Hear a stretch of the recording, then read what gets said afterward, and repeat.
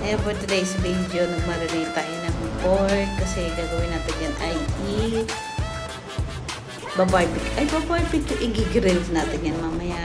So, i-marinate muna natin or minarinate muna natin ng kaunting toyo, may honey, sibuyas, bawang, and ginger.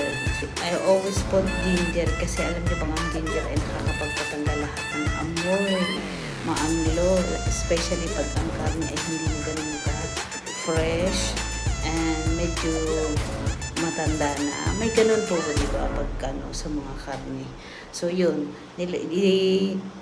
ginrind or hiniwa natin ng maliliit yung kanyang tapos nilagay ko dyan at nilagyan natin yan ng kaunting kalamansi, madaming paprika, and then yung dahon ng paminta.